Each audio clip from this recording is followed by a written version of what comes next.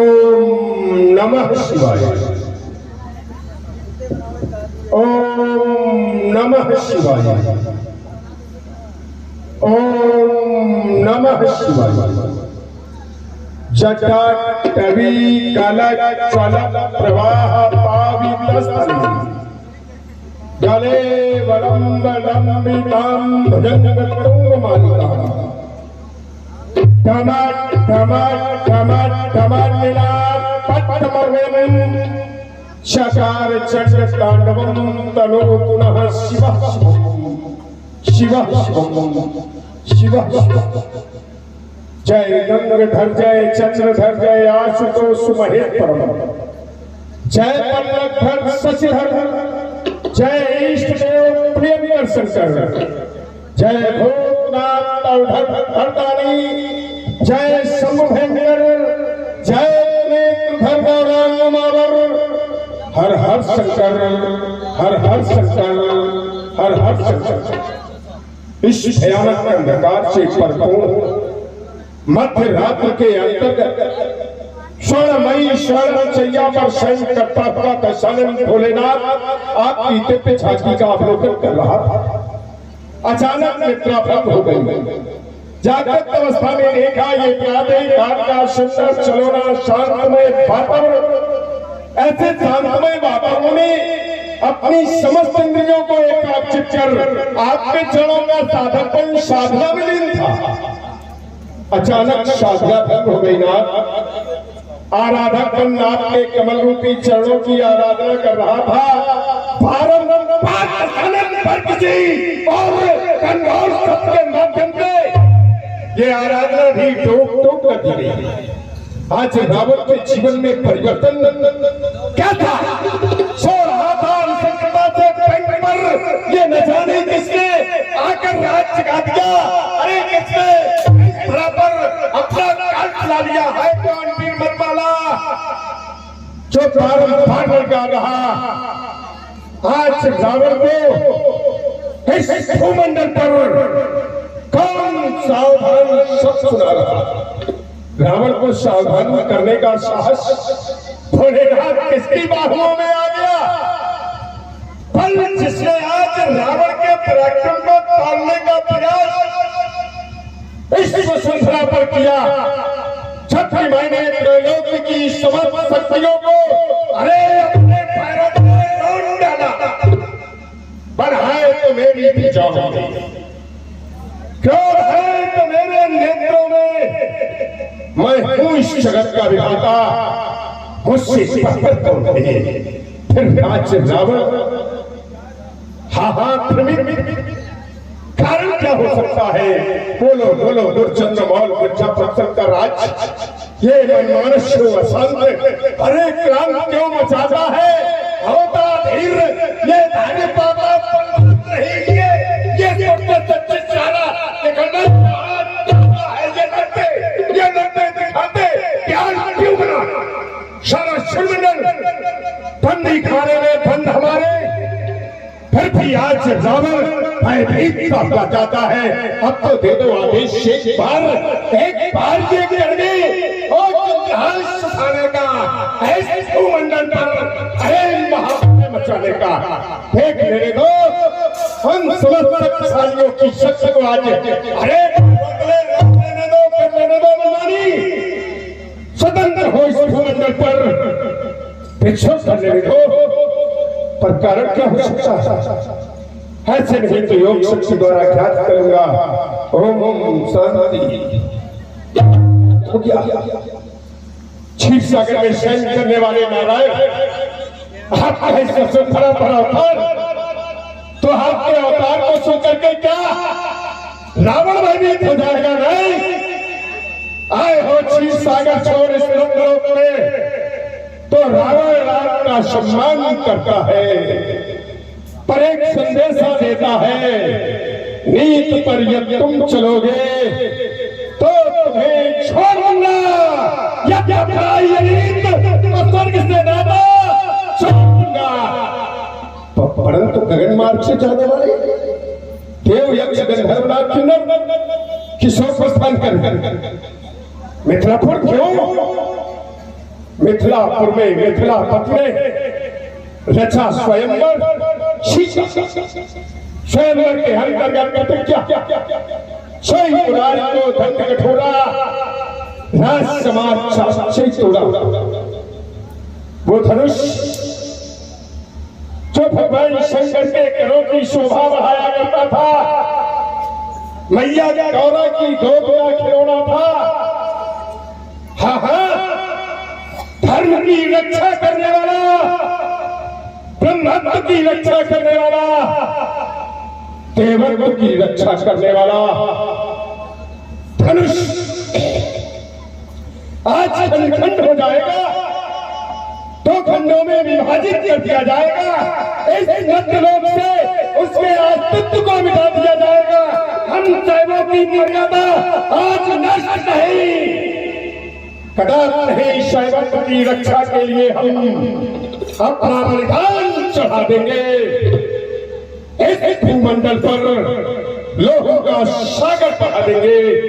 देखेंगे कौन वीर आज धनखंडन आएगा, आज धनखंडन करने आएगा। उसका शीश काट अजगरों को फेंक कहा दूंगा।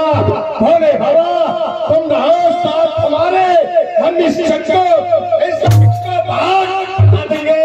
और फरियाई कहलाने वाले ब्रह्म को इस ऊपर नाच सिखा देंगे, नाच सिखा देंगे, नाच।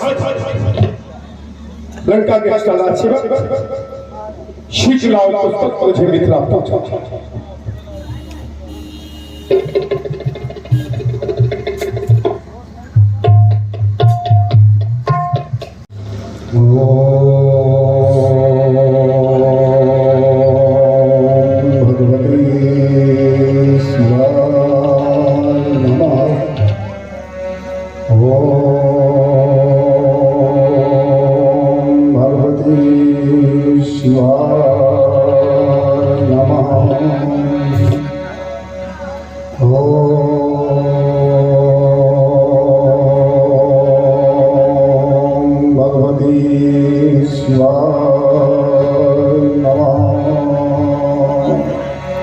गुरुर्ब्रह्मा गुरुर्विष्णु गुरुर्देवो महेश्वरः गुरुर्साक्षात् परब्रह्म तस्मै श्री गुरुवे नमः, तस्मै श्री गुरुवे नमः, तस्मै श्री गुरुवे नमः।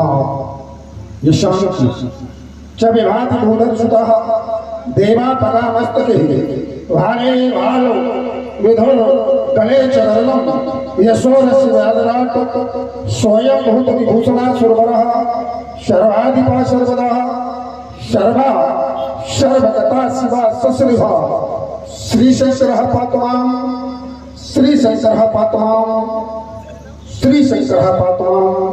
तत्क्षण धरत तनक अर्चत जल गजनक सदर कनक दर्शत दल तरल नयन नग घटत अजर दरद रहत कहत नर हर हर जय जय जय गौराकर शंकर जय त्रिनेत्र गौरांग उमावर नीलकंठ मृत्युंजय शशिधर पिनाकधर डमरूधर भूतनाथ भगवान महेश्वर सुख कर दुखहर सर्वगुणाकर सर्वमंगलमय पावनमय फैल फैल लिप्तात् तत्पर अगलित विषधर मरंग हंत आदि योगेश्वर जय जय जय करुणाकर सरकार।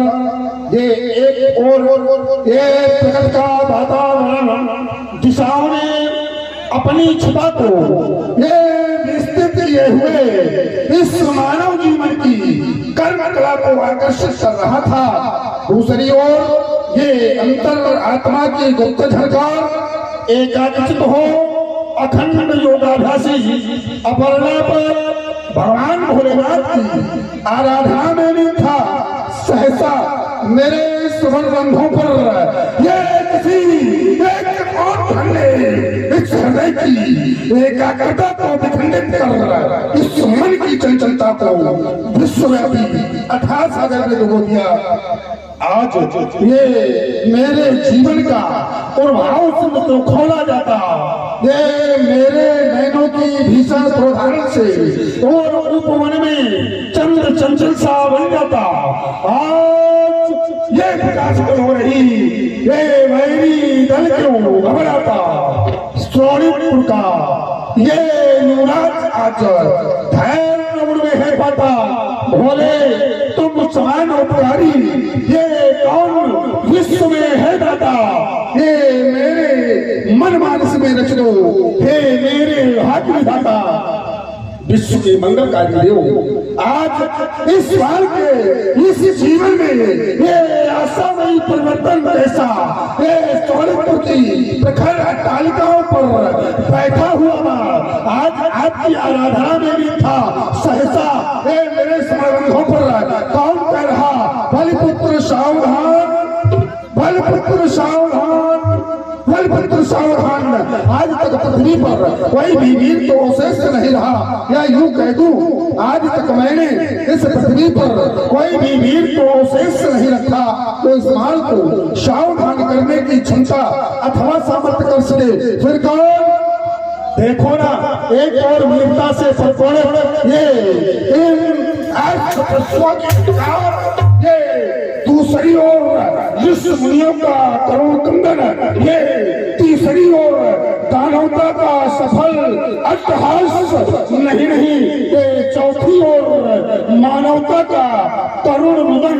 क्या तारा है वो देव, ये आज सिंधुओं के तट पर बैठा हूँ मैं, शांत उपेक्षित देख रहा हूँ ये सुक्रांति, ये शुद्ध लहरियों का अंकुश ना जाने किसके वैभव से, ये ना जाने किसके वैभव से ये गीत हो रहे इस भूपर निर्मित, क्या दैत्य वंश के बल पर उससे ये विश्व रह गया अभी अपरिचित, ये विश्व रह गया अभी अपरिचित, ये विश्व रह गया अभी अपरिचित। नहीं तो ये दिग दिगंत सब साफ उठे, ये दिग दिगंत सब साफ उठे, क्या आदित्यों ने संग्राम कर दिया, या फिर ये दैत्य पक्ष होश हो गया, इन आदित्यों को ललकार दिया, अथवा त्रयंती दुश्मनियों ने, अथवा त्रयंती दुश्मनियों ने है कोई नया षड्यंत्र रच दिया। बतला दो ना, मनुष्य की बसा पर है किसी जीव ने जन्म ले लिया, क्या कारण है गुरुदेव। देखो ना कैसा ये हरित प्रभात हुआ, अंबर में है घोर घटा, फैला कर पंख थिरकते समय, फैला कर पंख थिरकते समय, मैं आती नहीं गई बहुत छटा, पर रही कुमार झीमी झीमी, पर रही कुमार झीमी झीमी, पर कहाँ बढ़िया वाला था तरकी है गाली गाली पर, बारिश के हुए में चमक चमका, बारिश के हुए में चमक चमका, संकट करने को पूजा चौपट रही है। बतला दो ना, चम चम चमके चपलासी, चम चम चमके चपलासी, चम चम चमके तलवार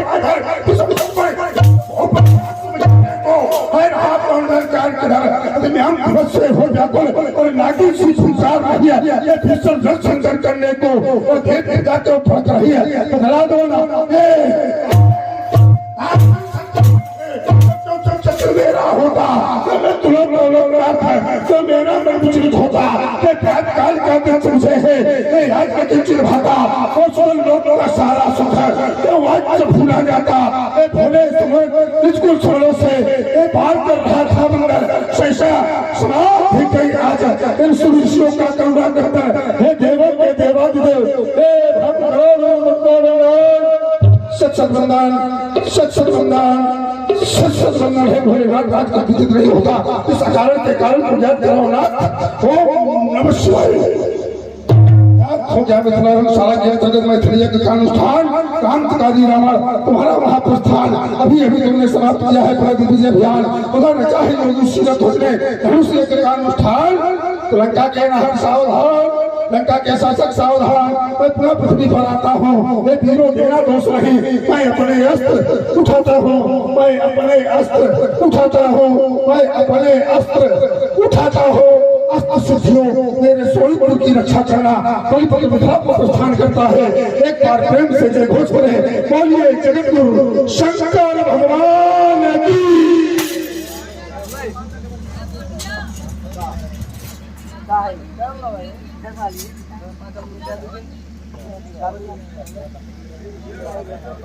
Ya,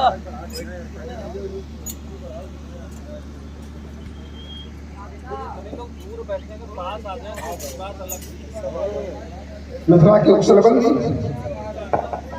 जाओ धर्मात्मा विदेह जो कि विश्व इतिहास में अद्भुत व्यक्तित्व कार्य अध्यात्म के क्षेत्र में गाजरवार प्रभाकर मानव कल्याण के क्षेत्र में अद्वितीय कर्मचरित्र सत्य के उपासकों में अग्रिम पंथ के अधिकारी ब्रह्म ज्ञान के उपासकों में अत्यंत वंदनीय बहुमुखी प्रतिभा ओजस्वी वक्ता तेजस्वी महान तपस्वी साधक मनस्वी ज्ञानोकर्षक आदि सार्थक विभूतियों से विभूषित है। उन्हें सूचित करो रंग हवन के अंतर्गत युवराज महान का आगमन हुआ है। यदि वो पूछे कौन बार तो कह देना बलि पुत्र यदि वो पूछे कौन वंश का तो कहना देतेंद्रमाल।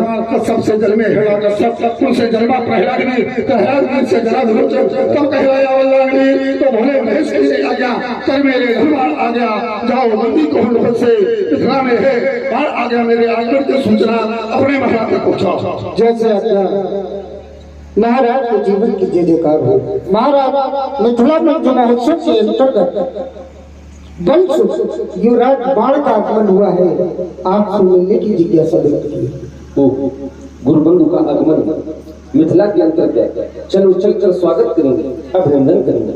वेद विधियों में विहानरत वेद विद्या विशारद एवं शास्त्रों के शब्द स्वाध्यायी श्री बलिपुत्र बाणासुर जय जय शंकर भगवान। यम आसन प्राणायाम प्रत्याहार ध्यान धारणा और समाधि आदि अष्टांग योगों पर पूर्ण प्रभुत्व रखने वाले तत्वज्ञानी धर्मज्ञानी समयज्ञानी विशेष ज्ञानी ब्रह्मज्ञानी निर्गुण सम्राट महात्मा श्री ध्वज जय जय श्री शंकर भगवान की कहे। अहो भाग्य, आज आपका शुभागमन हमारी मिथिला में हो गया।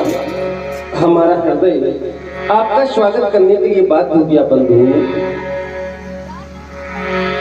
बंधु का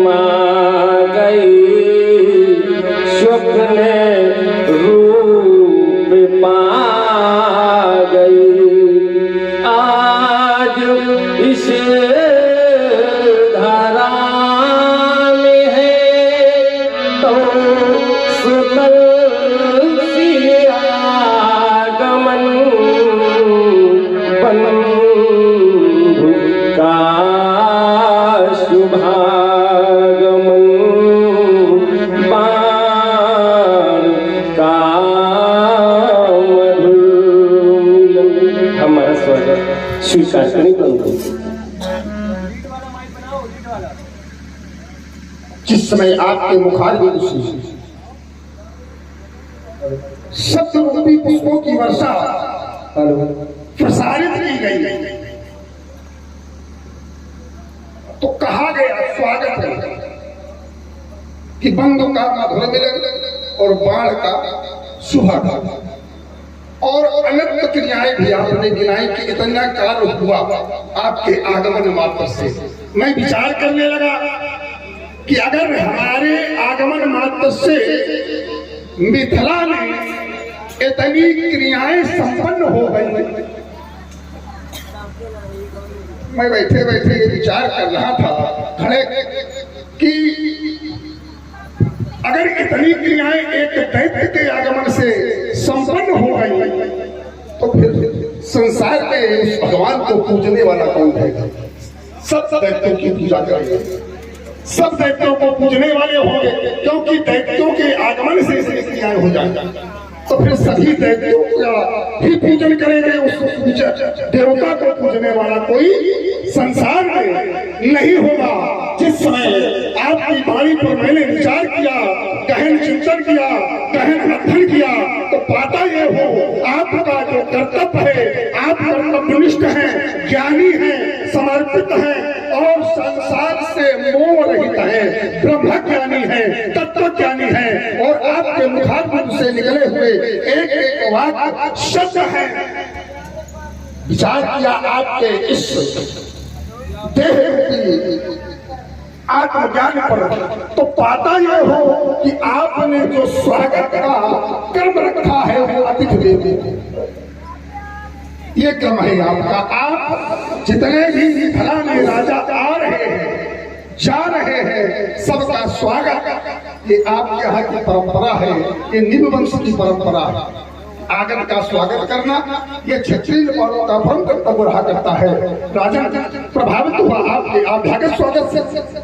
वाणी कहने के लिए बात हो गई, ओ मानवता की प्रबल ज्योत तुम दानवता दलने वाले, ओ मानवता की प्रबल ज्योत तुम दानवता दलने वाले, सत्य अहिंसा ब्रह्मचर्य का ये आदि पालन करने वाले, तो अपनी इस अमृतवाणी से ये पत्थर भी पिघला सकते हो। है कौन कार ऐसा चले जिसको ना तुम कर सकते हो? वो कार पत्थर हो सीरत भज, ये अमृत झरना झरने वाले, ओ मानवता की साकार तुम दानवता दलने वाले। एक बात नहीं समझ में आई, आपने अपने मंत्री से कहा कि गुरुबंद आए, बस ये नहीं समझ में आ रहा कि गुरुबंद कैसे।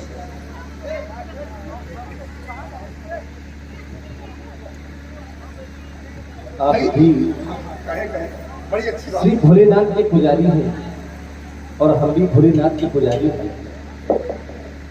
आराध्य को मानते हुए आपको हमें गुरुबंद माना।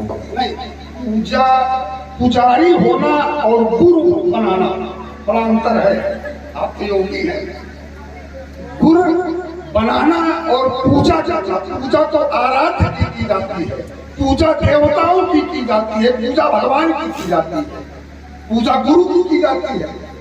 ठीक, लेकिन जहां आपने कहा आपके गुरु जो हैं वो सदानंद जी हैं, कुल गुरु आपके भगवान शंकर ईष्ट हैं, ईष्ट मान करके आप भगवान शंकर को पूजते हैं और ईष्ट मान करके मैं भी भगवान शंकर को पूजता हूँ। और हमारे जो कुल गुरु है वो शुक्राचार्य जी हैं, आपके कुल गुरु जो है वो सदानंद जी हैं।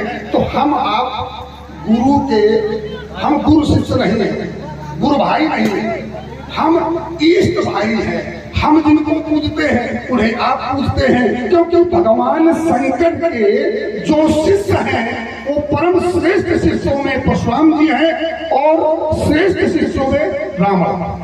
जहां ठीक तो रावण और परशुराम ही भगवान शंकर के शिष्य हैं। हम और आप ईष्ट हैं, हमारे ईष्ट है, ईष्ट मान करके मैं भगवान शंकर को पूजता हूँ। हमारे गुरु नहीं हैं, आपके गुरु नहीं हैं। मैं चाहता हूँ आगत का स्वागत करना। मिथिला के क्षत्रिय वर्णों का प्रण कर प्रभावित हुआ आपके अभ्यागत स्वागत से। सुना आपका प्रण, सुन करके ही हम उपस्थित हुआ, हम नहीं आए सुन सब। तो उसी श्रृंखला में मैं भी तो सुन करके ही हम उपस्थित हुआ हूँ। शुभकामनाएं। मेरे लिए कोई आदेश? इस आयोजन में यदि किसी के द्वारा कोई अवरोध की स्थिति पैदा की जाए, आप उसमें हमारा सहयोग करें, आप अपने विवेक से उसे हल करें स्वतंत्र। अच्छा, हम किसी को अगर मृत्युदंड दे दे तो अपराध हमें तो नहीं लगेगा? नहीं, विवेक से आप। अच्छा, विवेक से चांदापन कर भैया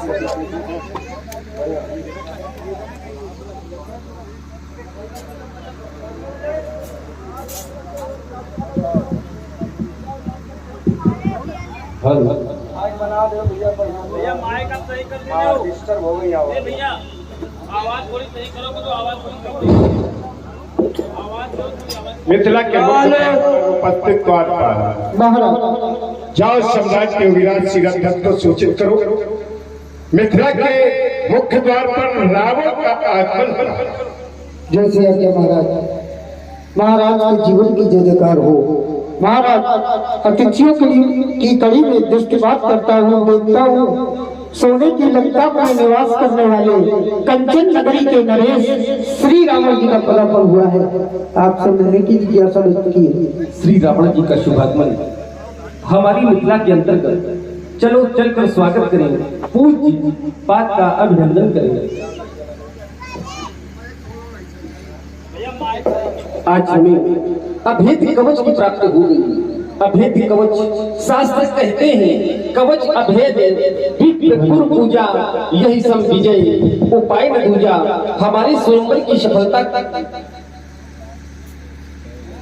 आज हमें अभेद्य कवच की प्राप्ति 4 वेद 6 शास्त्र 18 पुराणों की ज्ञाता लंका के भगवान इस ब्रह्मांड के प्रकांड पंडित आपके श्री चरणों में ये जनक नमन कर रहा है, स्वीकार। बहुभाग्य आज आपका शुभागमन हमारी मिथिला में हो गया। हमारा हृदय आपका स्वागत करने के लिए बात हो गया। शुभ सुखद संयोग ये घड़ियां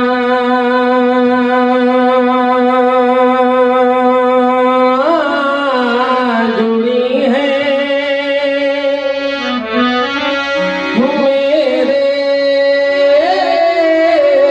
मेरे मन के,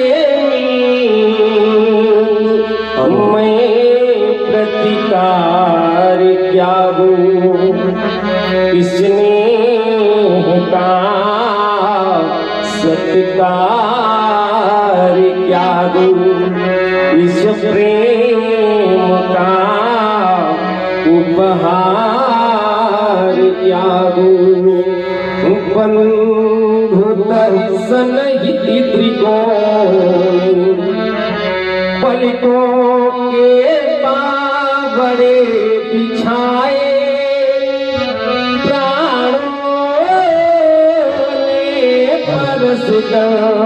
अभी पग अमरी वरदान पाई, खिला कर हंस पड़ी चहुओ, कुछ कहते ही कलियां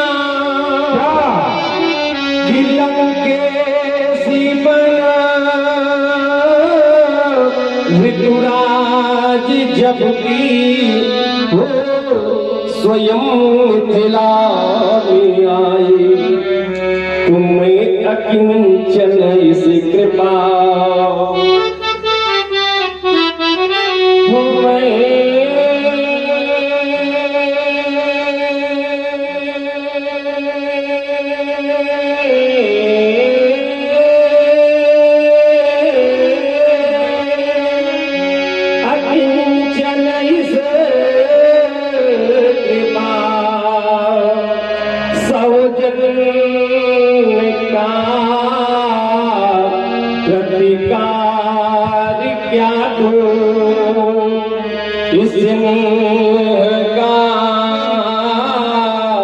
सत्कार क्या दो, इस प्रेम का उपहार क्या दो। हमारा स्वागत स्वीकार गदगद हो गए। स्वागत स्वीकार करने की आवश्यकता क्या है? आपके द्वारा कहा जाए तब स्वीकार किया जाए। महात्मा गदगद हो गया है नहीं, आपकी ये कोकिलमयी वाणी सुनकर क्यों कि आपने अपनी कोकिलमयी वाणी के माध्यम से प्रेम रूपी वर्षा कर दी और प्रेम रूपी वर्षा करके ये हृदय जो पाषाण था उसको पिघला। धन्य है जीवन शैली। आप कहते हैं प्रेम रूपी उपहार क्या दूं? महात्मा, क्या इस संसार में प्रेम से भी बढ़कर कुछ है? हमारी दृष्टि में प्रेम से बढ़कर के कुछ नहीं। जहां प्रेम है तहाँ ईश, जहां ईश है तहाँ प्रेम। जहां पर प्रेम होता है वहीं पर ईश्वर होता है, और जहां ईश्वर होता है वहीं प्रेम होता है। ये दोनों यों से ज्यों सूरज और धूप, ये दोनों इसी प्रकार से है जैसे सूर्य और धूप। जब सूर्य है तो निश्चित धूप होगी, और धूप है तो निश्चित सूर्य होगा। आपका प्रेम रूपी उपहार हमें स्वीकार है। आपके लिए पुनः आशीर्वाद आयुष्मान हो। पीछे यूं ही अपने पद पर आगे बढ़ते जाओ, भोलेनाथ का नाम ले, यूं ही यश कमाओ, ऐसा मेरा आशीष है। पर योगी, आज मिथिला की शोभा को लग करके ये देखो, नेपाल एकत्रित है, राजा एकत्रित है। क्यों? यहाँ तो ज्ञान की खोज हुआ करती थी, ज्ञानियों की समाज एकत्रित की जाती थी। याज्ञवल्क्य के जैसे महान पंडित, गार्गी जैसी ऋषि महिला के द्वारा शास्त्रार्थ के माध्यम से ज्ञान की खोज, भंगी जैसे श्रेष्ठ ब्राह्मण, अष्टावक्र जैसे महान पंडित के माध्यम से शास्त्रार्थ के माध्यम से ज्ञान की चरम सीमा पर पहुंचने का प्रयास। पर आज ये ज्ञानियों की नहीं, वीरों की भी नहीं, राजाओं की समाज एकत्रित है। राजाओं को बुलाने का कारण क्या है? भीख दीप के भूपत बनाना। आज ये क्यों एकत्रित है? श्री रावण जी, आज हमारी प्रिय बेटी सीता का पाणिग्रहण संस्कार है, और हमारा प्रण है कि जिस वीर के द्वारा इस आयु को 2 खंडों में परिवर्तित किया जाएगा, उसी के साथ हमारी प्रिय बेटी सीता का पाणिग्रहण संस्कार होगा। महात्मा क्या कह रहे हैं? ये 2 खंडों में विभाजित किए जाएंगे। आपकी प्रतिज्ञा है इनको 2 खंडों में विभाजित करने की। प्रेम कहां चला गया? अभी तो प्रेम लुटाया जा रहा था, इनकी भी प्रेम से पूजा हुई, और आपने ही नहीं गई पीढ़ियों से होती रही। आज इनसे प्रेम समाप्त हो गया।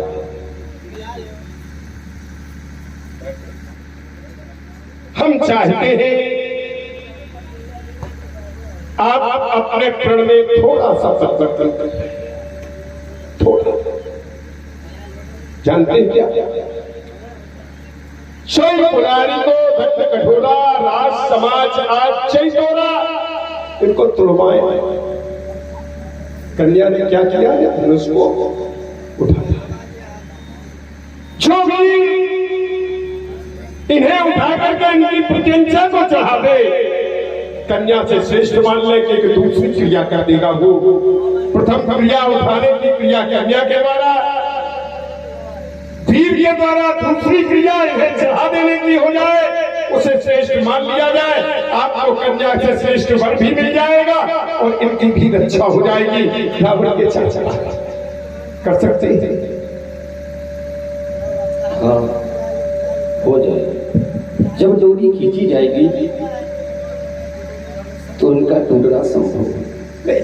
हम कहते थोड़ा सा हटा दो, कुछ विधायक चाहे तो कुछ हो जाए, थोड़ा शब्द हटा दिया जाए। जो इनकी डोरी को खींचते हैं उसे श्रेष्ठ मान ले, स्वीकार कर ले।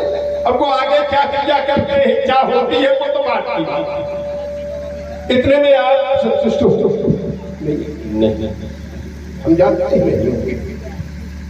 अगर आप इतने में संतुष्ट नहीं हैं, तो हम भी थोड़ा सा से संतुष्ट नहीं हैं।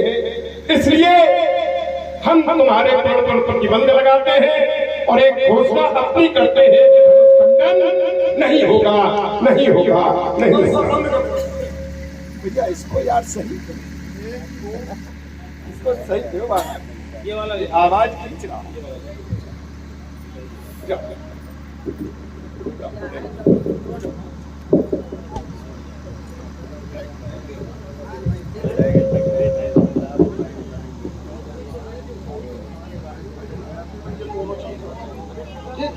पहले तो एक बात हम आप लोगों को बता दें, अच्छी समाज है, बहुत अच्छी समाज है, बहुत अच्छे व्यक्ति है, लेकिन जो दूर दूर बैठे हैं, बिखरे हुए बैठे हैं, अगर ये पास में आ जाए तो और अच्छी समाज हो जाएगी, तो हम को और बोलने की इच्छा होगी और उत्साह बढ़ जाएगा। आप लोग जो दूर दूर बैठे हैं वो पास में आ जाए। उसी वाले मुझसे लाओ, मंदिर करवाते हैं।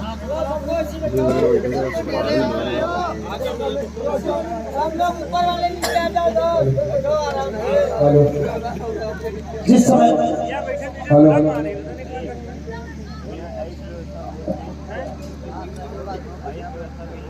जिस समय बैठे बैठे मेरा ध्यान श्री राम जी की ओर गया, मैं विचार करने लगा, पुनः मेरा ध्यान शास्त्रों की ओर गया, तो शास्त्रों में मैं पाता हूं कि आज मिथिला समाज के अंतर्गत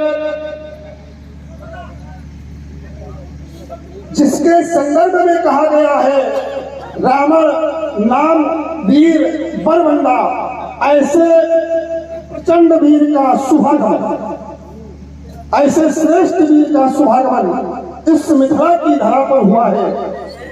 और मिथिला ज्ञान की नगरी है, धर्म की नगरी है, अध्यात्म की नगरी है, और ऐसी अध्यात्म की नगरी में श्रीमान जी का पदार्पण हुआ है, जिनके संदर्भ में कहा गया है रावण नाम वीर बंडा। पुनः मैं विचार करने लगा कि ऐसे श्रेष्ठ प्रचंड वीर का स्वागमन मिथिला में हुआ। पुनः मेरा ध्यान शास्त्रों की ओर गया, तब मैंने शास्त्रों में ये देखा कि मुझे भी रावण जी की कोट में खड़ा कर दिया गया, क्योंकि वीर की 4 कोटियां होती हैं, भट्ट, सुभट, उद्भट और महाभट। तो जिस समय मेरा ध्यान गया शास्त्रों पर, तो मुझे भी रावण जी की कोट में खड़ा कर दिया गया और लिख दिया गया कि रावण बाण महाभट भारे। तो रावण कोट में मुझे भी खड़ा कर दिया गया। अब पुनः मेरा ध्यान जब शास्त्रों की ओर जाता है, तो शास्त्र हमें इंगित करते हैं, गुरुजन हमें ये इंगित करते हैं कि एक वीर को दूसरे वीर की पूजा करनी चाहिए। वीर वीरेण पूजते, एक वीर को दूसरे वीर की पूजा करनी चाहिए।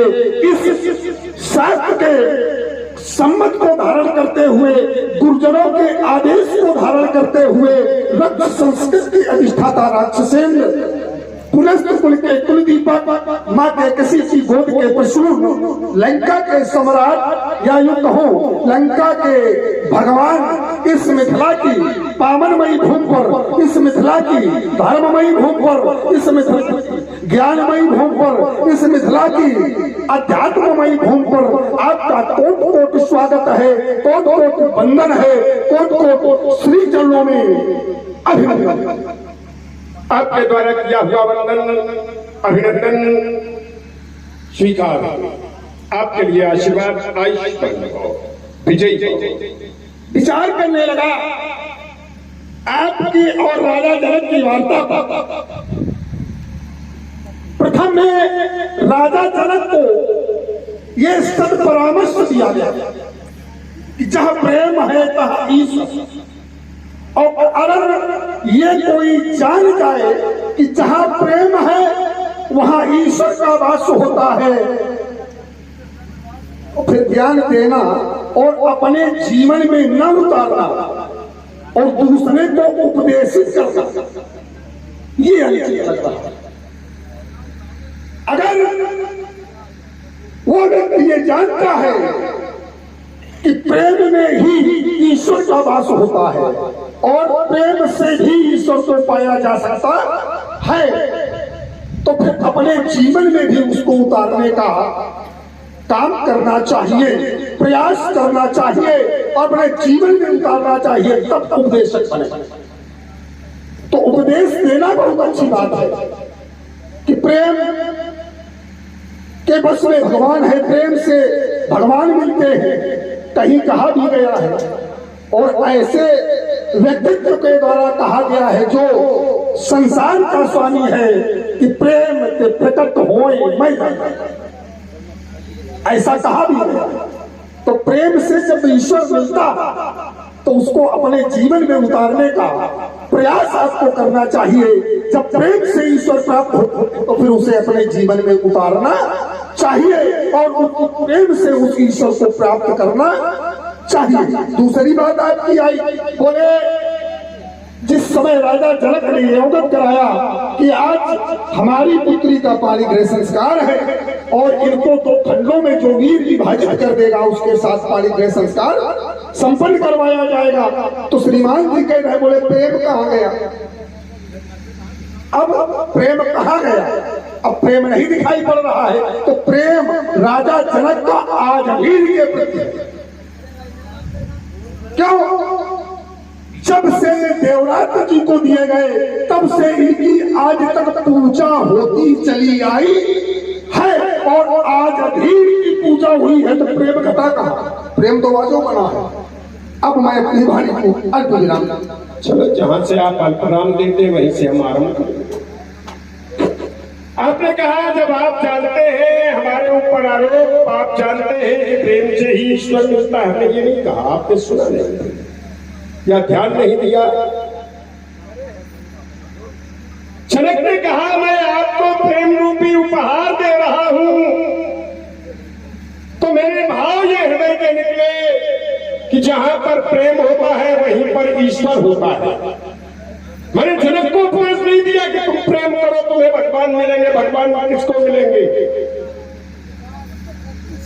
हमारा सत्य था प्रेम जहां पर है वहीं पर ईश्वर है और जहां प्रेम है वहां जहां ईश्वर प्रेम। आपने कहा अपने जीवन में नहीं उतारा, प्रेम तुमको करना चाहिए। ये तो अपना अपना सिद्धांत है, कौन किस तरह से भगवान को जानता जाए। क्या आवश्यकता है कि एक ही सिद्धांत में चल करके भगवान खोजा जाए? प्रेम का तात्पर्य त्याग। अब प्रेम को लेकर के जो जितना प्रेम के लिए त्याग कर सकता है उसे उतना ही फल मिलेगा। मैंने अपनी क्षमता नापी, मैंने पाया कि प्रेम के लिए मैं त्याग नहीं कर सकता और प्रेम के माध्यम से भगवान को प्राप्त नहीं कर सकता। आपने संकेत दिया कि एक विशेष के द्वारा यह कहा गया प्रेम से प्रकट हुए, मैं जाना संकेत मिला और जब उस स्थान पर दृष्टि डालता हूं तो प्रेम से प्रकट नहीं हुआ। प्रेम किया गया, प्रेम से स्तुति वंदना सब कुछ की गई, लेकिन प्रेम से प्रकट नहीं हुआ। हाँ, उसकी वाणी के द्वारा उसने ये अवगत कराया कि मैं तुम्हारे पास हूं, वाणी के द्वारा साक्षात रूप में प्रकट नहीं। दूसरी बात आपकी आई, इनके प्रति प्रेम होना भी चाहिए। कई पीढ़ियों से इनकी पूजा हुई, जनक ने भी पूजा की, आज भी पूजा हुई, लेकिन आज जिस तरह पहले पूजा होती थी आज नहीं हुई, अंतर हो गया। आज यदि पूजा हुई तो इनसे कुछ मांगा गया। और भैया आपकी दृष्टि में है कि हम किसी व्यक्ति को मरवाने का संकल्प ले लें और कह दे हमें उससे बड़ा प्रेम है, दूसरा कहे भैया बड़ा प्रेम है इसीलिए तो मरवाने का संकल्प ले लिया। ये आपके विचार होंगे, हमारे विचारों से इनके ऊपर प्रतिज्ञा की गई। ईश्वर पुराण को दंड कठोरा, राज समाज आज जय चौरा इनको तोड़वाने की प्रतिज्ञा, तो हमारी दृष्टि में प्रेम समाप्त हो गया, इसीलिए उसको समाप्त किया जा रहा है, उसके स्वरूप को नष्ट करवाया जा रहा है। अब फिर विचारणी विषय आ गया कि जिस समय इनकी पूजा की गई, प्रण पूजा के बाद किया गया कि पहले किया गया? प्रण पूजा के बाद हुआ या पहले? विचारनी विषय है। आपने कहा कि आज पूजा जो की गई उसमें अंतर है, तो मेरा ध्यान जब गया पूजा की ओर, तो मैंने ये पाया कि पूजा जो की गई वो प्रण के पहले की गई या बाद में की गई? पहली बात। दूसरी बात, आपने कहा कि प्रेम मैंने उपदेश नहीं दिया राजा। अच्छा, किसी को समझाना क्या उपदेश नहीं हो सकता? किसी को बताना क्या उपदेश नहीं हो सकता? जैसे विरोध के कई कारण बनते हैं, हम प्रत्यक्ष में किसी का विरोध न करें और केवल उसके सामने खड़े मात्र हो जाएं और अपने किसी भी अंग से कोई कृत कर दे, विरोध हो गया। भाई, अगर मैं किसी के सामने खड़ा हो जाऊं और अपने किसी अंग से किसी प्रकार का कृत्य कर दो, विरोध हो गया। कहने की आवश्यकता क्या है?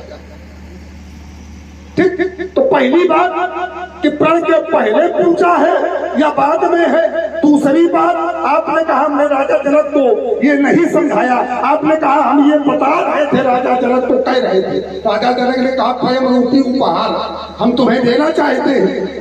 ठीक, तो तुम्हें स्वीकार कर लेना चाहिए। और जब ये जानते हो कि जहाँ प्रेम है तहाँ ईर्ष्या है, तो फिर प्रेम का पालना आपको लेना चाहिए। अधर्म का फिर प्रेम की कसौटी को पकड़ करके उस ईश्वर को पाना चाहिए आपको। फिर अधर्म क्यों? बात हमारी ये है, अगर प्रेम से है, वो आप कह रहे हो कि प्रेम से है, प्रेम जहाँ प्रेम है तहाँ ईर्ष्या है, तो जहाँ प्रेम है तहाँ ईर्ष्या है, फिर अधर्म क्यों?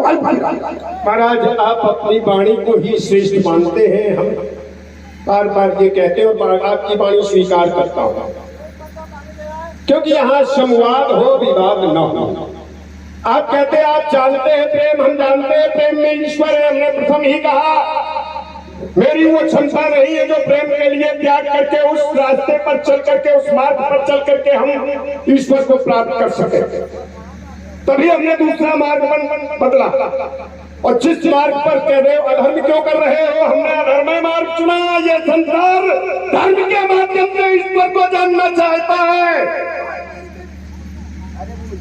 हम अधर्म के मार्ग से ईश्वर को जानना नहीं चाहते हैं। हमें मात्र ईश्वर को जानना होगा तो हम जान लेंगे और जानते हैं, पर हमें अधर्म के मार्ग से ईश्वर को इस मध्यलोक में ला करके खड़ा करना है, इस मानव को दिखाना है। मेरा विचार ये है, मेरी सोच ये है। आपने कहा पूजा प्रण के पहले है या बाद में? महाराज, आज की पूजा प्रण के बाद है। जो आज पूजा हुई है वो प्रण के बाद है, पहले नहीं है। अच्छा, जब प्रण के बाद पूजा है तो फिर प्रेम है कि नहीं है? भाई, जब प्रण के बाद पूजा है तो फिर प्रेम है, तभी तो पूजा की गई। और जब प्रेम है तभी पूजा होती है।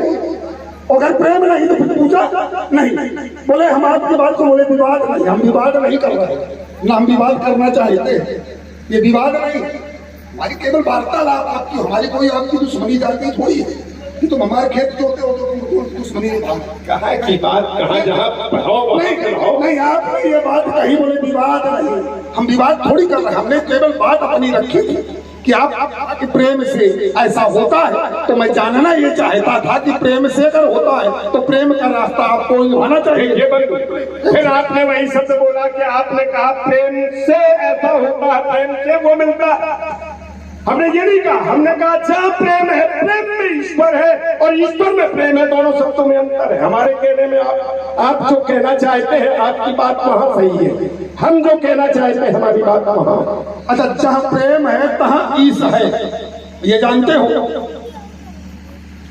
भाई? वही बात तो आ गई, बात तो हमारी वही है। चलो इस विषय को छोड़ देते हैं। नहीं, छोड़ देते हैं। अब आप कह रहे हो कि विवाद हो रहा है तो भाई ना, कोई विषय छोड़ो ना। भाई इस विषय को उसी विषय को करना, जहाँ प्रेम है तहाँ ईश है। हाँ यही बात तो है। हाँ तो वही तो हम भी कह रहे हैं। जहाँ प्रेम है तहाँ ईश है, अगर ये जानते हो हाँ। तो फिर प्रेम का मार्ग अपनाना चाहिए। हमारी लंका में प्रेम का मार्ग है, वहाँ पर ईश्वर वास करता है। कैसे? हमें अपनाना क्या चाहिए? लंका में ईश्वर का वास है और वहाँ सबको प्रेम लुटाया जाता है। अच्छा कौन ईश्वर है लंका में? जो जिसे हम मानते हैं इष्ट, इष्ट के रूप में हम मानते हैं जिसे, वो वहाँ पर उपस्थित है। एक भोलेनाथ और शंकर जी हमारे उपस्थित है, एक हमारे रग रग में है, रोम रोम में व्याप्त है। एक क्षण रुक जाओ। एक बार जिस समय आप कैलाश पर गए और भगवान शंकर के शिवलिंग को आपको दिया गया, वो लेकर के आप चले, रास्ते में लघुशंका लगी, ब्राह्मण को दिया और ब्राह्मण ने उसको वहीं स्थापित कर दिया, कोई शिवलिंग आपके आगे। महाराज ये ऐसा कर नहीं हुआ, ये रावण के साथ छल किया गया। नहीं नहीं सुन ले, शिवलिंग नहीं है, शिवलिंग ही से थोड़ा सब कुछ है। तुम्हारे घर में खूब परमात्मा की फोटो है, चित्र है, विष्णु तुम्हारे यहाँ पहरा देता है, तू ईश्वर के रूप में नहीं।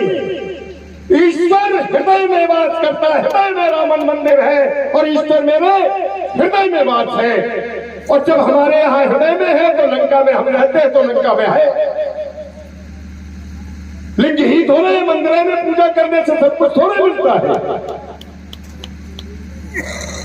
हम कहीं भी उसको प्रेम से जब सकते हैं, प्रेम से ले सकते हैं उसका नाम, और वो मेरे हृदय में वास करता है। हम शिव के लिए हैं, शिव हमारे लिए है। और वरदान के समय भी तब हमने उसे नहीं जाना, लेकिन जिस समय हमने तपस्या की, ब्रह्मा वरदान देने के लिए आए, मैं ब्रह्मास्मि, वहां भी वो थे। काहे के लिए थे? हमारे पास है, हमारे रोम रोम में है, हमारे हृदय में। भैया हेलो, इनको ध्यान दे दो थोड़ा। और देखिए बड़ा ही सुंदर संवाद चल रहा है। हमारे रावण जी की सुंदर भूमिका में ठाकुर के सिंह जी और हमारे बाणासुर जी की बड़ी ही सुंदर भूमिका में हमारे विमल जी मिश्रा हैं। यह जोड़ी बड़ी ही बहुचर्चित है कानपुर की, और जहाँ भी संवाद होता है बड़ा समय लेते हैं भाई दोनों कलाकार। तो प्रभावित हुए हमारे दीपू जी, दीपू भैया, आपकी ओर से 51 श्रद्धा चमन दोनों समाप्तों के लिए प्रदत्त हैं। बहुत बहुत साधुवाद है, धन्यवाद। मतलब समय का भोजन करते संकेत मिल गया है। जैसा समय हो, समाज जितना देना चाहे उसी के अंतर्गत अपने को कर लो। देखिए फिर पुनः विचार करने की आवश्यकता। आपने कहा भगवान शंकर हमारे रोम रोम में वास करते हैं, हमारे हृदय में वास करते हैं। भगवान शंकर हमारे हृदय में वास करते हैं। आपके ही नहीं, शंकर जगत बंधु जगदीश। श्रीमान जी अब इस पर ध्यान रखना, ये आए ना आए इससे हमें कोई तात्पर्य नहीं है। ठीक, हमारा दोनों लोगों का ये ध्येय रहता है कि हमें कुछ मिले या न मिले। हमें अगर समाज सुनने वाली है तो हम दोनों लोगों का ये सिद्धांत है कि हम कुछ सुना करके जाएंगे, और अगर सुनने वाले तो फिर हम सुनाने वाले नहीं। फिर तो ये है कि पत्थरों में अपना सर पटको क्या फायदा है। जब लोग सुनते हैं तो अच्छा लगता है। आप लोग बैठे हो केवल प्रेम बनाए हो। आप सब समझ लीजिए, लक्ष्मी जी इनकी बुआ है, लक्ष्मी इनके घर आती नहीं है। सत्य है, सत्य है। जिस समय विष्णु भगवान वहां पर पड़े रहे, नारद जी ने बताया लक्ष्मी जी आई, इनके पिताश्री को भाई बनाया और राखी बांधी, तो क्या और मेरे यहाँ सोने की लंका है, अपने आप लक्ष्मी दौड़ के आ रही। चलिए वही नहीं वही विषय आए, वही आते हैं। आपने कहा भगवान शंकर हमारे हृदय में है, भगवान शंकर हमारे रोम रोम में है, तो आपके ही नहीं, शंकर जगत बंधु जगदीशा सुर नर मुनि सब नामई शीशा वंदे बोधमयम नित्यम गुरु शंकर रूपिणो या भाग बिना न पश्चंती सिद्धा शांता स्त्री धर्म। भगवान शंकर सबके हृदय में वास करते हैं, आपके ही नहीं, हमारे भी हृदय में वास करते हैं। हम भी भगवान शंकर हमारे भी इष्ट हैं, आपके गुरु हैं। पूछते हैं। तो भगवान शंकर हम में भी वास करते हैं, लेकिन जो बात आपने कही कि भगवान हमारे यहाँ रहते, बात वो थी केवल। चलिए आपके यहाँ रहे, आए रहे, अच्छी बात है, आपके यहाँ बने रहे, जीवन पर्यंत बने रहे, ये शुभकामनाएं हमारी हैं आपके साथ में कि भगवान शंकर सदैव आपके यहाँ विराजमान हो। चलिए अब आइए, विषय है कि आज धनुष, अब विषय बदल रहे हैं, आज धनुष टूट रहा है, आज धनुष टूट रहा है। धनुष टूटने पर राजा रावण जी को इतना क्रोध है, धनुष टूटने पर रावण जी को इतना क्रोध है, और जिस समय महात्मा दधीच की अस्थियां दी गई, महात्मा दधीच टूटे, तब किसी का विरोध नहीं हुआ। तुम्हारा जैसा कोई धर्मात्मा आकर के खड़ा हो जाता के सामने महाराज, यही होता है। और अगर कोई आकर के खड़ा हो जाता तुम्हारा जैसा धर्मात्मा, तो हम छाती ठोक करके तुम्हारी बात को स्वीकार कर लेते, और आपकी बात को स्वीकार करके, आपकी बात को मान करके यहाँ से वापस चले जाते। अगर उस समय कोई धर्मात्मा विरोध के लिए खड़ा हो जाता कि दधीच की अस्थियां क्यों ली गई, जिस समय दधीच की अस्थियां ली गई, पहली बात तो जबरदस्ती नहीं ली गई, पर्यायी ढंग से नहीं ली गई। किसी ने प्रतिज्ञा नहीं की कि हम तुम्हारी अस्थियां दिल पर खींच लेंगे। वहां पर दान मांगा गया और स्वेच्छा से दान दिया गया। अब आप वहां की बात करते हो तो वहां पर जो थे उनकी सोच क्या थी वो जाने। यहाँ पर इतने राजा बैठे, किसी ने विरोध नहीं किया, तुम भी दिल के सहयोग में गोद में खेल रहे महाराज। पर हमारा जैसा व्यक्ति विरोध में है तो वहां की स्थिति क्या थी, उनको विरोध करना चाहिए, तब रावण ही नहीं तो विरोध क्या करता। बात यहाँ की है, बात धनुष खंडन की है, बात धनुष हमारे गुरु का है, और गुरु की प्रत्येक वस्तु पर शिष्य का अधिकार होता है। गुरु की प्रत्येक वस्तु की रक्षा करना हमारा अधिकार है। हम अपने कर्तव्य का पालन कर रहे हैं, गुरु की वस्तु की रक्षा करने का प्रयास कर रहे हैं। गुरु की प्रत्येक वस्तु की रक्षा करना, ये भैया मैं ठीक करो। गुरु की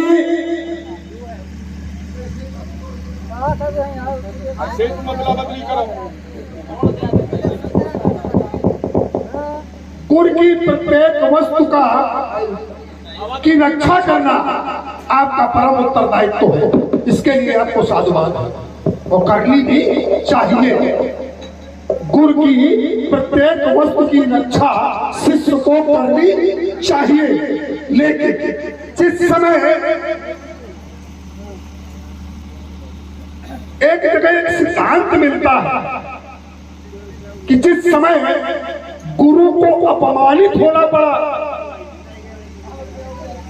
तो फिर आप कहेंगे कि हमें लगा हो। हम आपको नहीं कहेंगे, आप जैसा कोई धर्मात्मा, आप जैसा कोई धर्मात्मा विरोध करता तो बदल के दिए रहो, तो कोई विरोध करने आता नहीं, विरोध किया गया। ठीक, गुरु की प्रत्येक वस्तु की रक्षा करना शिष्य का धर्म है और करनी चाहिए। जिस समय तक्ष ने यज्ञ में भाग नहीं दिया भगवान शंकर का, तो फिर विरोध होना चाहिए। तुम्हारे जैसे शिष्यों का विरोध नहीं हुआ और किसी ने विरोध नहीं हुआ। जिनकी ये अस्थियां है उन्होंने ही विरोध किया था और विरोध करके चले गए थे। उनके साथ में और भी मारा। अच्छा, उन्होंने विरोध किया, जब उनकी बात को नहीं माना गया तब वो उस स्थान को त्याग करके चले गए। और ये सिद्धांत भी कहता है, अगर गुरु इष्ट माता पिता का अपमान हो रहा हो, यदि वहां बस हो तो उसकी जिभ्या निकाल लो, न बस हो तो कानून के घर जाओ वापस। हाँ, ये बात तुम्हारी सही है। तो फिर राजा जनक की जिभ्या निकाल लेनी चाहिए कि अपमान करवा रहे हैं। अब तक नहीं निकाली, नहीं, अब केवल खड़े हो। नहीं, सुनो। हाँ सुनाओ। जनक की प्रतिज्ञा है इनको खंडन करवाने की। अभी हुए नहीं है। हाँ ठीक। अगर ये खंडन हो जाते तो जिम्तिया नहीं उनका शीश काट लेते हम। इसका राजा करें। हाँ निश्चित है, अगर ये खंडन हो जाता तो हम उनका शीश काट लेते। कोई माई का लाल विश्व में नहीं, त्रैलोक्य में इतनी सामर्थ नहीं रखता जो रावण के विरोध में आकर के खड़ा हो। ईमानदारी ईमानदारी से दोनों हाथ उठा के मैं आपकी बात को स्वीकार कर लूंगा और आपके चरणों में पड़ा रहूंगा। जो धनुष तोड़े तब आकर के राजा जनक का शीश काट लेगा। बात अब फिर तुमने घुमा दी, जो तोड़े तब काहे को। अभी टूटा नहीं। हेलो धनदेव, हमारे बाबा जी महात्मा जी आपकी ओर से 101 सिद्धार्थ भगवान हमारे पुजारी जी की ओर से दोनों बातों के लिए प्रदत्त हैं। बहुत ही सुंदर संवाद चल रहा है और इसी कड़ी में 51 सिद्धार्थ भगवान हमारे अनूप भैया की ओर से भी प्रदत्त है। बहुत बहुत साधुवाद, धन्यवाद। अब बहक जाते हो। हमने कहा अगर टूट गए होते तो जनक का शीश काट देते। जब टूटेंगे स्थिति क्या बनेगी? अभी तो कोई आवे माई का लाल तोड़ रहे, हम देखेंगे। और हमारे अरविंद भैया की ओर से भी 51 श्रद्धा सुमन दोनों पात्रों के लिए प्रदत्त है। बहुत बहुत साधुवाद, धन्यवाद। बात वर्तमान की है, भूत में क्या हो गया और भविष्य में क्या होगा। हम भूत और भविष्य में नहीं, हम वर्तमान में खड़े हैं। इनकी रक्षा कर रहे हैं, ये खड़े हैं। कोई वीर आएगा, ऐसा आ सकता है जो रावण को मार करके इनका खंडन कर दे। तो ये तो कर्म धरा है, कोई हमसे वीर हो सकता है, पर हम अपने कर्तव्य का पालन कर रहे हैं, रक्षा कर रहे हैं। तुम्हें क्या कष्ट है? तो काहे फड़फड़ाने जा रहे, मरे जा रहे हैं? फड़फड़ा थोड़ी रहे। हम सोच ये रहे कि टूटे और तुम क्या कर रहे हो? मेरे बोले नहीं टूटेंगे नहीं, और हम चाहते हैं कि टूट जाए। चाहिए हाँ, हम ये चाहते हैं कि ये दो खंडों में विभाजित हो जाए, तो ताकि कन्या का पाणी के संस्कार को निर्भर है। महाराज यदि आप चाहते हैं कि ये टूट जाए तो या तो आप इनमें प्रयास करिए तोड़ने का, और यदि आपकी क्षमता नहीं है तो वो वीर खोजो जाकर के जो इनको तोड़ सकता है। रावण दीवार रूप बन करके खड़ा इनकी रक्षा के लिए। अगर वो वीर सक्षम हुआ रावण रूपी दीवार को हटा करके इनके पास जाने में और तोड़ने में, तो उसको सफलता मिल जाएगी। और रावण से भिड़ करके उसने अपना अस्तित्व मिटा दिया, तो तुम भी सहयोग कर लेना उसका। देखिए, हमारा ये विषय आपका नहीं है कि हम इसको तोड़ें। विषय हमारा ये नहीं है कि हम तोड़ें। हमारा केवल ये विषय है कि अगर टूटते हैं तो कन्या का पाणिग्रह संस्कार संपन्न होगा। ठीक ठीक, क्योंकि इन पर कन्या का पाणिग्रह संस्कार निर्भर है। और जब ये टूटेंगे तभी कन्या का पाणिग्रह संस्कार होगा। तो किसी की कन्या का पाणिग्रह संस्कार सुनिश्चित कराने के लिए अगर किसी धर्मात्मा के बलिदान दिया जा रहा है तो उचित नहीं होगा। क्योंकि जब धर्म के कार्य में बलिदान दिए गए तो धर्मात्माओं के दिए गए, जिनको श्रेष्ठता मिली वही अपने लिए। आज जनक की कन्या के लिए वर खोजने के लिए धर्मात्मा का बलिदान। संसार में बहुत सी कन्याएं हैं, उनके लिए शीश काट तो सकते कि कन्या के लिए तो धर्म के लिए तो है। महाराज अब एक बात समझ में मेरी आ गई, आप कन्या के वर के लिए नहीं, शैव संप्रदाय है हमारा और तुम्हारा, और शिव का सम्मान करें। पर यहाँ तो हो रहा ये खंडन, तो क्या गुरु का अपमान सहे? अपमान गुरु का है वासुर। यदि आज मैथिली जनरेशन में धन का खंडन होगा, करो घोषणा मत में, अब नहीं धनुष का खंडन होगा। आओ हम और तुम मिल इनका अर्चन बंधन कर अपना जीवन कृतार्थ करने पर मुझको तो है आभास हो रहा। तुम अजगौ से हो द्वेष कर रहे, त्रिपुरा था पुरखा तेरा, उसके पद का बदला लेने का क्यों कर रहे? तत्वंश का पद देते कहते हो अजगौ का होगा विनाश। धिक्कार तुम्हें है बार बार, धिक्कार तुम्हें है बार बार, जो अजगौ का परिहास कर रहे हैं। हम काहे परिहास करेंगे? आपने कहा कि गुरु का अपमान कर रहे हैं, हम अपमान कर रहे हैं गुरु का? हम क्या भगवान शंकर का अपमान कर रहे हैं? अच्छा ये बताओ, इनसे भगवान शंकर का अपमान कैसे? इनसे भगवान शंकर का अपमान कैसे?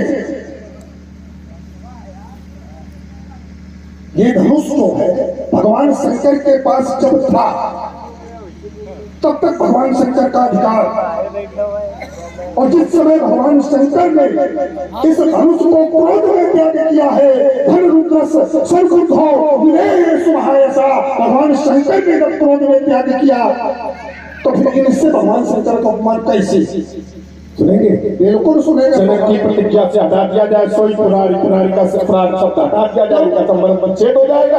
अब भी तो संकेत है, सोई पुरारी को दंड कठोरा, दंड किसका है, कठोर किसका है, पुरारी का।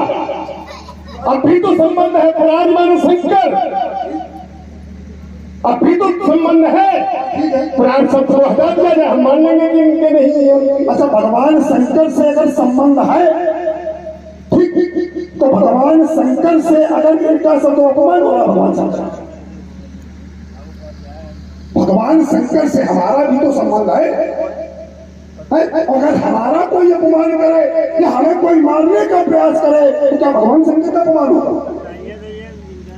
अगर हमें कोई मारने का प्रयास करता है तो क्या भगवान शंकर का अपमान होगा? हाँ, नहीं शंकर का सुनो, आप हमारे परिवार के, शैव परिवार के हैं, और आपका कोई अपमान करता है, मारने का प्रयास करता है तो हमारा अपमान होगा भगवान शंकर का, क्योंकि आप हमारे परिवार के हैं, परिवार से संबंध है, और परिवार के मुखिया भगवान शंकर। अच्छा, भगवान शंकर परिवार के पुण्य का अपमान हो जाएगा, बस यही तो विषय था कि अगर इनके द्वारा भगवान शंकर का अपमान हो रहा है तो ये बात हमारी समझ में नहीं आ रही कि क्यों। बस यही बात हम यही बुद्धि जो है वो सुझी है। इनके द्वारा भगवान शंकर का कभी अपमान ही नहीं हुआ और न हो सकता है। ये तो वो चीज है कि इन्होंने धर्म के लिए, संसार के लिए उस महात्मा ने अपनी अस्थियों का दान दे दिया, और वो भगवान शंकर का अपमान करते नहीं, ऐसा। अच्छा, इन्होंने धर्म क्या किया? आगे कार्य इनके माध्यम से त्रिपुर का विनाश भगवान शंकर ने किया। आगे है इनके माध्यम से भगवान शंकर ने त्रिपुर का विनाश किया, तो माध्यम ये रहे कि इन्होंने किया। अब सुन क्या नहीं, हम ये नहीं, हमने क्या कहा तो सुना नहीं तुमने? इनके माध्यम से इतना घुमाने का प्रयास करते हो महाराज कि दूसरा कोई हो तो चटनी बनाकर विचार करो, विचार करो, हम विचार करते हैं। इनके माध्यम से भगवान शंकर ने कपिलों का विनाश किया, ठीक, तो उनको क्या कहा गया? क्या कहा? त्रिपुरारी। ठीक, भगवान शंकर को त्रिपुरारी कहा गया। इनको कौन सा यश मिला? इनको क्या मिला? माध्यम ये भी रहे तो इनको भी यश मिलना चाहिए। तो भगवान शंकर नहीं, भगवान शंकर की मौत का खिलौना और सोई पुनार भगवान शंकर का तो दंड कहा गया, यही तो यश मिला कि भगवान शंकर के साथ इनको जोड़ा गया। भगवान शंकर के साथ जोड़ा गया और भगवान शंकर ने क्रोध में त्याग नहीं किया। अब हम कौन सी बात को, ये तो भ्रांतियां बहुत समस्या ये है कि ग्रंथों में भ्रांतियां। एक जगह भगवान शंकर ने क्रोध में त्याग नहीं किया, और जो त्यागी हुई वस्तु होती है उस पर फिर पूर्ण अधिकार नहीं होता। जैसे अब चलो हम आपको दर्शन कराते हैं, एक छोटा सा भगवान शंकर की ही प्रेरणा है। वही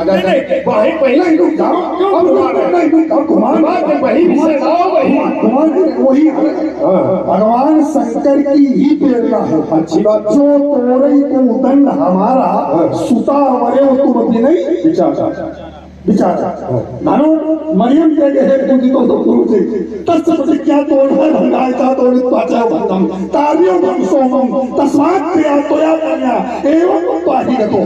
तो भगवान शंकर की प्रेरणा राजा जनक को इसको तोड़ा अभी तो हमारा कहीं से रास्ता नहीं मिला तो भगवान शंकर को भगवान शंकर को रास्ता ला करके बीच में खड़ा करता है।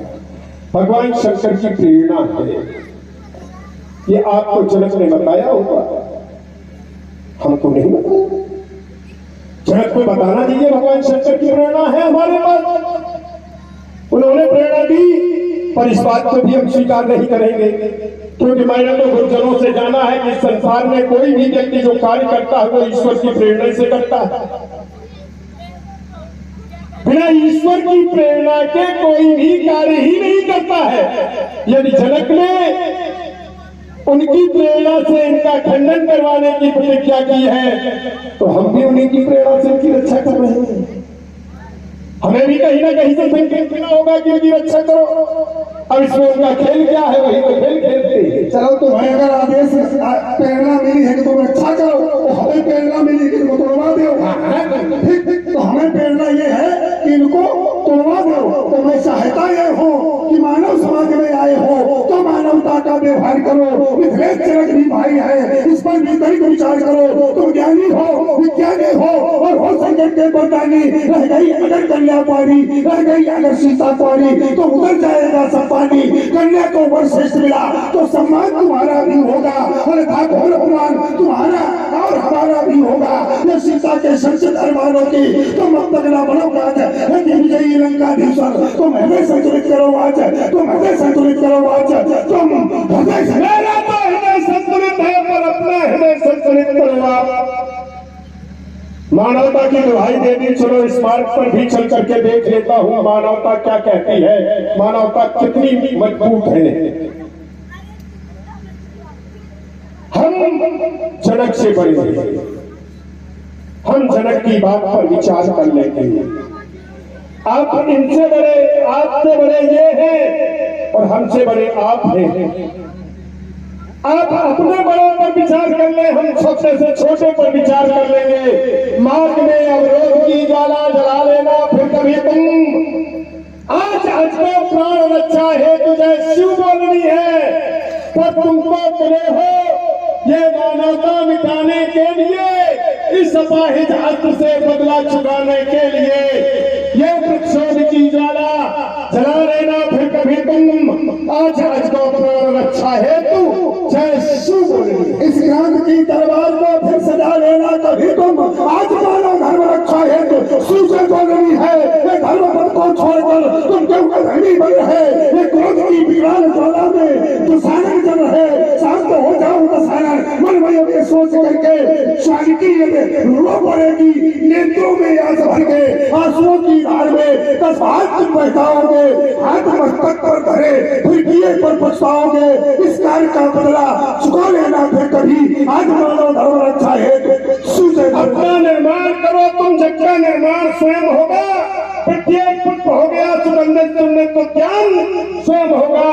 जो वस्तु जगत की पूजनी, मेरा सिद्धांत नहीं है, मुझ पे न थोप देना, ये जनक के यहाँ का सिद्धांत है, धर्माचार्यों का सिद्धांत है। जो वस्तु जगत की पूजनी है उसकी पूजा करनी होगी, जो वस्तु जगत की रक्षणी है उसकी रक्षा करनी होगी। और किसकी मैया जब नहर, किसने घंटे दूध पिलाया, किसकी छाती में जनेबान, किसने सीटी में मरवाई, किसने अपना खाट बुलाया, बोलो वार बदलो विधान, अन्यथा लंकेश प्राण वर्षण होगा।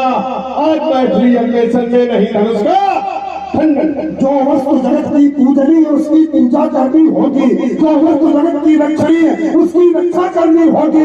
ये निर्माण काल उत्पन्न वस्तु जो होती है वो प्रतिनिधि के नाटक में अंत एक दिन होती है। इनकी भी आयु समाप्त हुई, अजगों का होना है विनाश। तुम क्या अन्य शैवों के द्वारा भी ये रक्षा का होगा असफल प्रयास। तो मेरी एक धारणा अपने उन में धर लो, अजगों की रक्षा करोगे क्या पहले अपनी। हमें अपनी रक्षा की आवश्यकता नहीं है, हम तो सर से कफन बांधे हुए घूम रहे हैं और कोई मारने वाला ही नहीं मिलता। ये लोग सुंदरियों की शेष नहीं, अगले खालों की धार है।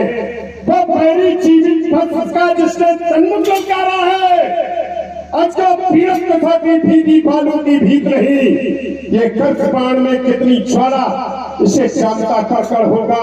आज मैथिली अधिवेशन में नहीं घुस सकता। तो मिथिलेश जनक के बल का जब ये बाहर करेगा मंडन, ये धनखंड करने वाले का ये कुछ करेगा अभिनंदन, आरती करेंगे श्रीरंग खंड, ये सभा करेगी प्रबंधन। ये कहा तुम्हारा ना मंत्री ना होता उनका खंडन, तो आज के प्राणों से प्राणों का कैंसर होगा, आज धनुष कैंसर होगा, आज धनुष कैंसर होगा, आज धनुष कैंसर होगा। आज मैथिली अधिवेशन में धन का खंडन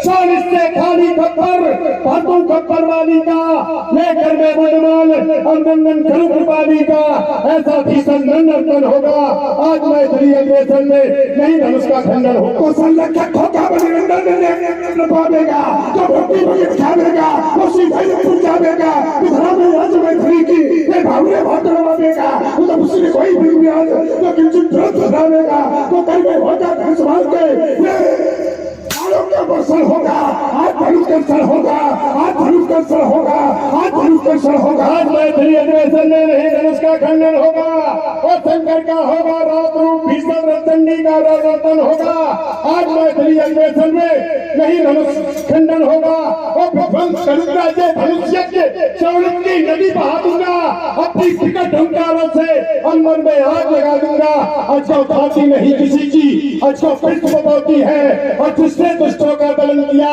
जिसने तुम जैसे दुष्टों का दलन किया उसकी ऐसी ठुकराती है कहाँ छिपा वो नंदाहर जिसके घर से कर्षण होगा आज मैं श्री अग्रेसन में नहीं धनुष तो ये 10 रुख तेरे 10 शीशों पर ये 10 रुख तेरे 10 शीशों पर ये 10 रुख तेरे 10 शीशों पर सुनी करके नगरी बहुत करेंगे ये सोलों की सफाई निकलेगी ये चट्टानों की बौछारें होंगी ये चारों ओर भक्ति रहेंगे ये तलवारों की धारें होंगी ये बराबर विक्रम पर ये वीरत्व कर्षण होगा आज धनुष कर्षण होगा आज धनुष कर्षण होगा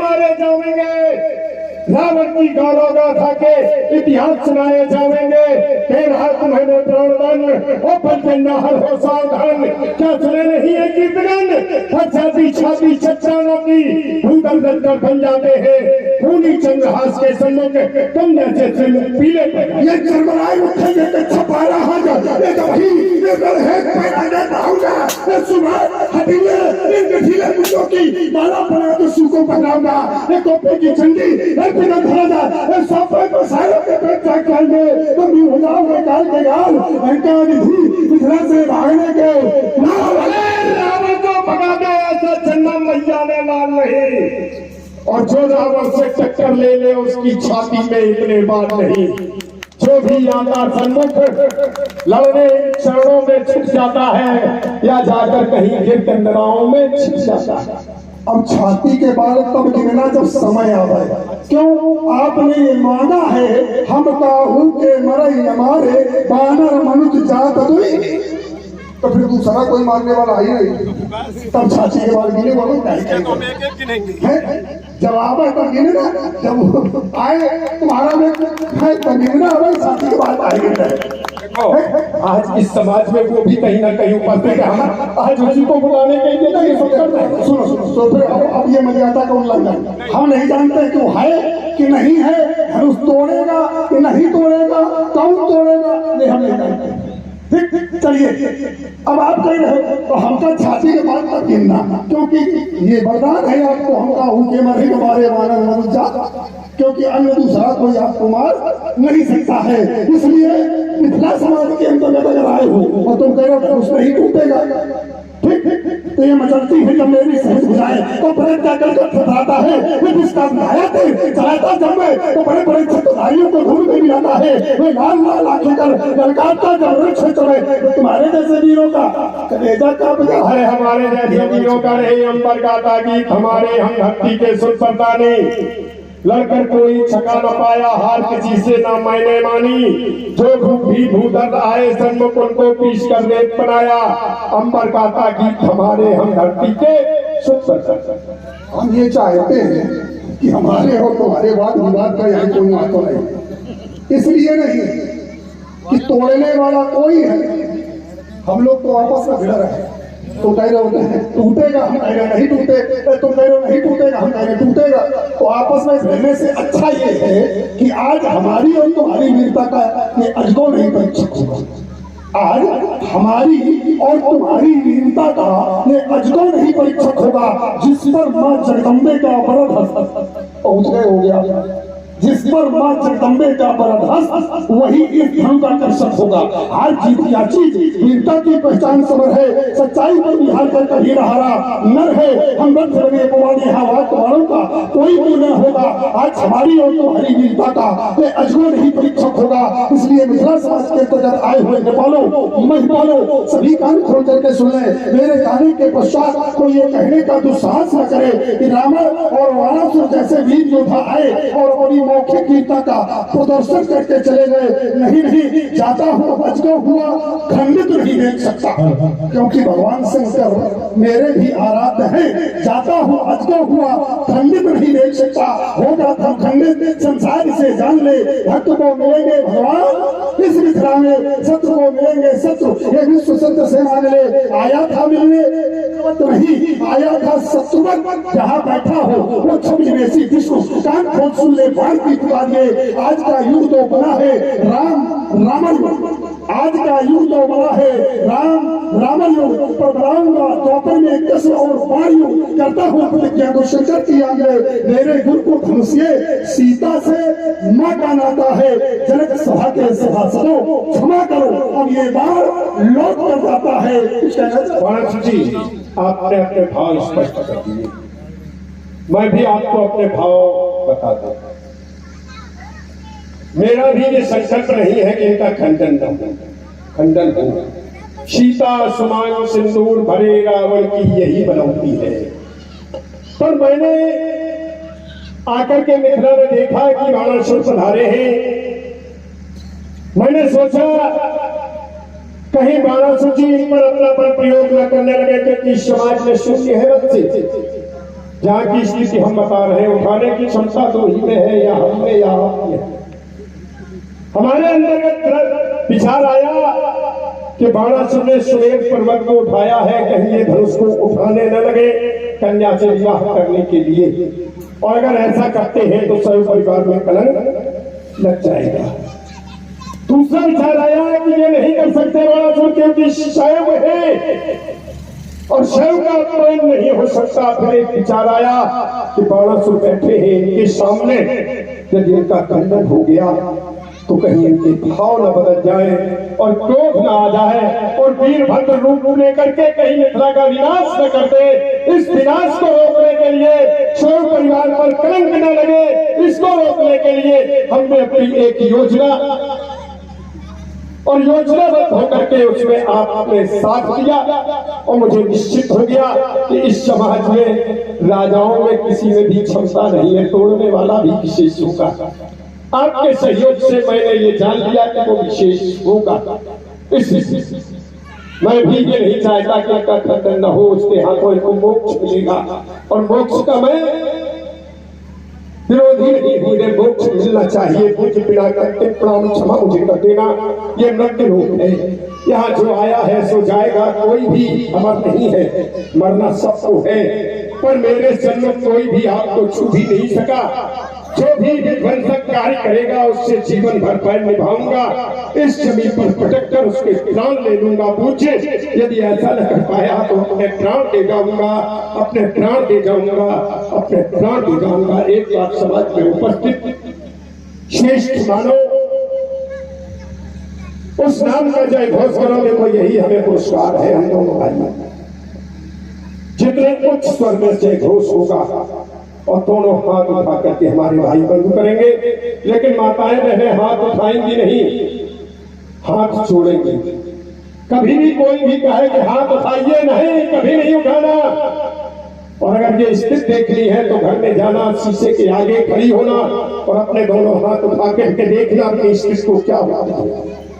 और समाज में आप लोगों का अपमान हाथ उठा कर नहीं, हाथ छोड़कर प्रेम से और भाई बंधु हाथ उठा कर बोलो भगवान शंकर की हर हर महादेव।